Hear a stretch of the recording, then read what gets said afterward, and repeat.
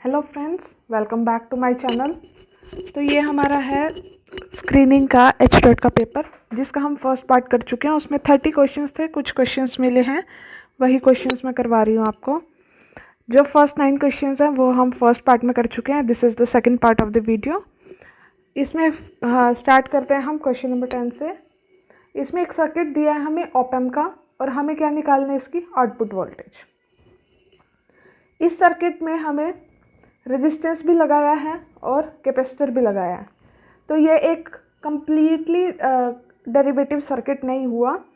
इसमें हमें यहाँ पर एक आर भी लगा दिया। तो इसकी जो आउटपुट वोल्टेज है, अगर सिर्फ कैपेसिटर की होती तो ये एज वर्क करता है एज अ डिफरेंशिएटर, तो ये हो जाती। डायरेक्ट फॉर्मूला अगर याद करो, और सिर्फ आर होता तो ये हो जाती। तो इन दोनों को ऐड कर देंगे, हमारी आउटपुट वोल्टेज आ गई जो हमें चाहिए थी। लेकिन अगर आप इसको प्रॉपर सॉल्व करना चाहते हो, so this is the method to solve it. हम सपोज कर लेते हैं यहाँ पर हमारी वी आई वोल्टेज है, इसमें और इसमें ये 2 पॉइंट्स हैं। इस पर हम क्या लगाते हैं, हमारा Kirchhoff's law, V I minus V naught by बीच में कितना रेजिस्टेंस है, R1 is equal to I1। तो यहाँ से I1 कितना आ गया, V I by V I R I. और यहाँ पर करंट ये कितना जा रहा है, I2 क्या होगा, D Q by D T. Q को हम पुट कर देंगे in the form of capacitor, यानी सी वी। वी कितनी है, वी आई। तो यहाँ से I2 आ जाएगा दिस। आई को टोटल करंट यहाँ पर कितना जा रहा है, I is equal to I1 plus I2। I कितना हो गया, यहाँ पर क्या होगा, 0, ये V2 R2। ये पुट कर देंगे तब भी हमारे पास V नोट आ जाएगा 10। Moving to question number 2। इसमें हमें नॉइस पावर और नॉइस वोल्टेज के लिए फ्रीक्वेंसी डिपेंडेंस पूछी है। अभी इस तरह के जो क्वेश्चंस आते हैं उसमें अक्सर आपको गेस करना होता है, क्योंकि ये वाले टॉपिक्स आप अक्सर पढ़ के नहीं जाते हो।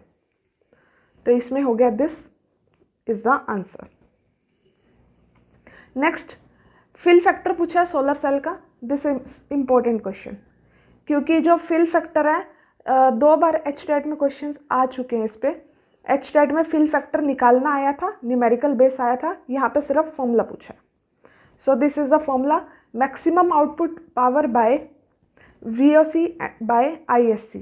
VOC इज द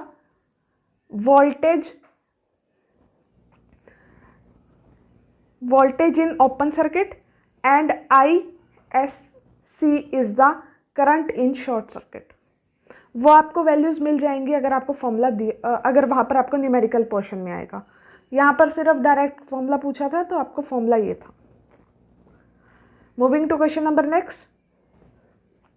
इसमें हमें एक लोएस्ट पॉसिबल एनर्जी दिया for potential box which is 2 electron volt. हमें अगली उसकी नेक्स्ट एनर्जी पूछी है, कितनी होगी। Now we know the formula for a potential box, n square h square by 8ml square। अगर लोएस्ट दी है यानी n की वैल्यू तब क्या होगी, 1 पुट कर दो, उसकी वैल्यू क्या है, 2। हमारे पास ये आ गया। इससे अगली वैल्यू क्या होगी एनर्जी की, जब n क्या हो जाएगा, 2, पुट दिस, और इसकी वैल्यू हमारे पास ऊपर है 2। 4 into 2 is equal to 8 electron. Question simple था, लेकिन बस वही है कि हमें सोचना पड़ेगा कि कहाँ पे क्या लगेगा। इसमें हमें क्या बताना है, concentration of Frenkel defects in the crystal. ये भी डायरेक्ट फॉर्मूला ही पूछा हुआ है। ये फॉर्मूला होता है, अगर आपको इनका डेराइव करना सीखना है तो अपनी BSc की बुक्स में से पूरा इनका 2-2, 3-3 पेजेस का डेरिवेशंस है वो उठाओ, देखो। लेकिन स्क्रीनिंग के पेपर के लिए आपको डेरिवेशंस देखने की बजाय फॉर्मूलाज याद होने चाहिए। और कुछ क्वेश्चंस तो आपके छूटेंगे ही, क्योंकि हर एक क्वेश्चन आप नहीं कर सकते, हर एक टॉपिक, हर एक फॉर्मूला आपको दिमाग में नहीं हो सकता उस टाइम पे। अब यहाँ पर नेक्स्ट क्वेश्चन में क्या कहा है, 4 इक्वेशन दी है, आपको ये बताना है कौन सी लीनियर है। पहली बात, जिसमें डेरिवेटिव आ गया वो लीनियर नहीं होगी। ये लीनियर नहीं है, ये भी लीनियर नहीं है। फिर आपको होगी इस पर क्यों टिक किया, क्योंकि इसमें भी तो डेरिवेटिव है। लेकिन आप इसको देखो, x plus y into y dash is equal to 0। यहाँ पर x प्लस वाई अपने आप में एक इक्वेशन बना रही है which is equal to 0 and y dash is equal to 0। यानी ये एक लीनियर इक्वेशन की तरह काम कर रही है। यहाँ पर y डैश लगाया ज़रूर है लेकिन उसकी वैल्यू 0 है। सो ये आ गया हमारा लीनियर इक्वेशन। अगर हम इसे सॉल्व करके भी देखेंगे तो एक इस तरह का लीनियर ग्राफ बन जाएगा। Straight line graph is a linear graph, linear graph is the form of the linear equation. Question number 18, इसमें आपको लैपलेस ट्रांसफॉर्मेशन पूछी है 1 की। अगर आपको थोड़ा सा भी लैपलेस ट्रांसफॉर्मेशन का टॉपिक पढ़ा होगा, जनरली पहली 2 लाइन ही पढ़ी होंगी, तब भी आपको पता होगा कि इसकी वैल्यू क्या होती है 1/s। नेक्स्ट, इसमें पूछा है कि इन चारों फंक्शंस में से ऐसा कौन सा फंक्शन है जिसकी फोरियर ट्रांसफॉर्मेशन एग्जिस्ट नहीं करती। अब या तो हिट एंड ट्रायल मेथड है, या तो आपको पता होगा कि इनमें से किस किस की एग्जिस्ट करती है, आपने प्रैक्टिस की हो, या फिर सबकी निकाल के देखो, फिर आपको पता चलेगा कि इसकी एग्जिस्ट नहीं करती। मूविंग टू क्वेश्चन नंबर 20, इसमें एक आपको पोटेंशियल कर्व दिया है और आपको अनस्टेबल इक्विलिब्रिया निकालना है कहाँ कहाँ होगा। अब इस कर्व पे जो B है और जो F है, जहाँ पर पोटेंशियल सबसे कम होगा वो पॉइंट्स होंगे स्टेबल, जहाँ पोटेंशियल मैक्सिमम होगा वो अनस्टेबल, जहाँ पर पोटेंशियल 0 होगा वो न्यूट्रल, और जहाँ पोटेंशियल मिनिमम होगा वो स्टेबल। अब देखो पोटेंशियल मैक्सिमम कहाँ पर है, D और G पे। सो ये हो गया हमारा अनस्टेबल इक्विलिब्रिया। नेक्स्ट क्वेश्चन, इसमें हमें एक लॉजिक गेट के लिए y दिया है, बुलियन एक्सप्रेशन दी है, हमें इसे सॉल्व करना है कि इनमें से किसके इक्विवेलेंट होगी वो। लेट्स टेक द इक्वेशन, यहाँ से a कॉमन ले लेंगे, ये आ जाएगी। इसमें और इसमें से b कॉमन ले लिया, c प्लस c बार। c प्लस c बार क्या होता है हमारा 1, b प्लस b बार c। अब आपको पता हो अगर, इस इक्वेशन को हम क्या लिख सकते हैं, b प्लस b बार b प्लस c। अगर आप इसको सॉल्व करोगे तो यही आ जाएगा आपका। सो इस तरह लिख दिया, b प्लस b बार क्या होता है 1, तो b प्लस c रह गया। तो यहाँ पर इक्वेशन क्या बन गई, a into b plus c। अब आपको यहाँ पर एक सर्किट दिया है और बोला है कि ये किसकी तरह एक्ट कर रहा है इन चारों में से। उसके लिए आपको D और C पे वैल्यूज पता होनी चाहिए क्या आएंगी। D क्या है, एक XOR गेट से लगा हुआ है, तो ये क्या आ गया, A एक्सक्लूसिव B क्या हो जाएगा इसका आउटपुट, यानी ये आउटपुट हो जाएगा। और C का आउटपुट क्या हो जाएगा, ये एंड से लगा हुआ है A डॉट B। और जो ये हैं ये किसके आउटपुट होते हैं। अगर हम हाफ एडर देखें उसमें सम क्या होता है, उसमें सम होता है A एक्सक्लूसिव B और कैरी क्या होता है A डॉट B। तो ये हाफ एडर से मैच कर रहे हैं। नाउ क्वेश्चन नंबर 23, इसमें आपको एक कर्व दिया है मॉसफेट का। आपको पूछा है कि ये मॉसफेट का क्या शो कर रहा है, कौन सा चैनल और कौन सा मोड।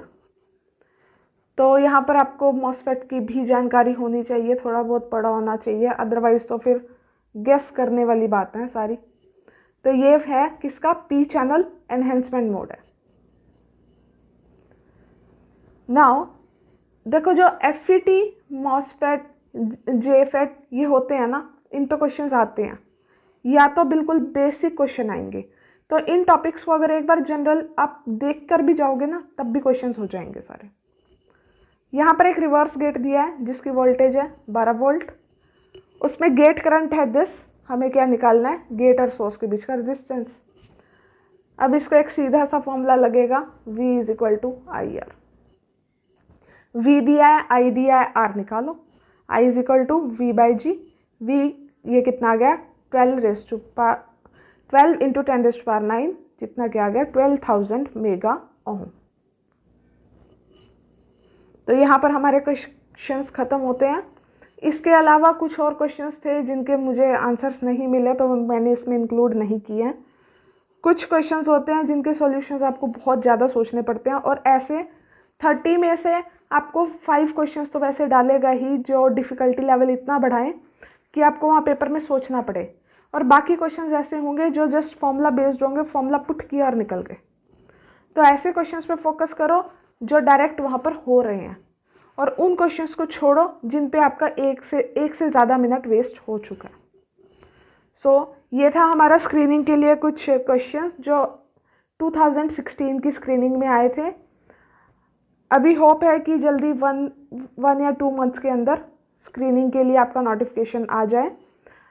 तो उसके लिए जो मंडे से है मैं कुछ सीरीज स्टार्ट कर रही हूँ क्वेश्चन की, फिज़िक्स की, जिसमें हम कुछ टॉपिक्स इंक्लूड करेंगे जिनमें जो जनरल क्वेश्चंस हैं, बहुत जनरल क्वेश्चन कि वो आपको एचटेट में भी देखने को मिलते हैं और आपको स्क्रीनिंग में भी देखने को मिलेंगे। यानी कि वो टॉपिक्स जो रिलेटेड है हमारे बीएससी और एमएससी से रिलेटेड है।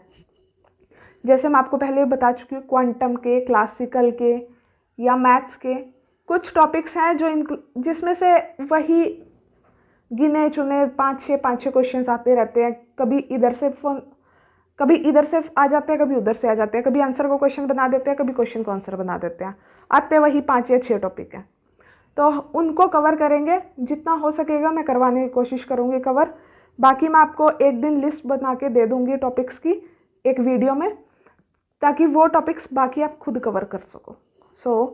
और बहुत से बच्चे मुझसे बुक्स पूछ रहे हैं कि एचटेट और स्क्रीनिंग के लिए बुक्स। देखो, बुक्स का ऐसा है, जो आपको पीजीटी फिजिक्स के लिए बुक मिले, कोई भी प्रैक्टिस बुक मिले, प्रैक्टिस बुक कह रही हूँ, वो लो, उसमें क्वेश्चन सॉल्व करो। आपको 2 या 3 बुक के बाद पता चलेगा सारी बुक्स का कंटेंट 70% सेम होता है। फिर भी मैं आपको सजेस्ट करूँगी, एक है एडिफाई वाली बुक। मुझे उसके क्वेश्चंस ठीक लगते हैं, उसके आंसर्स गलत हैं। क्वेश्चंस ठीक है तो आपको क्वेश्चंस मिल जाएंगे वहाँ से। अगर ये बुक आप लेना चाहो तो आपको किसी भी आसपास के लोकल स्टोर से भी मिल जाएगी, अगर आप हरियाणा में हैं। और अगर नहीं मिल रही है तो इनका FB पे एक पेज है, फेसबुक पे, वहाँ से देख लेना, शायद वहाँ से मिल जाए। मैंने भी 2 साल पहले ख़रीदी थी, तो मुझे भी नहीं पता अब कहाँ से मिलेगी। आपको मिलती है तो वेल एंड गुड, प्रैक्टिस के लिए आपकी अच्छी है। इसमें आपका पूरा एचटेट का पेपर होगा और फिजिक्स का पार्ट अच्छा है इसका ना। Thank you and please keep watching the video.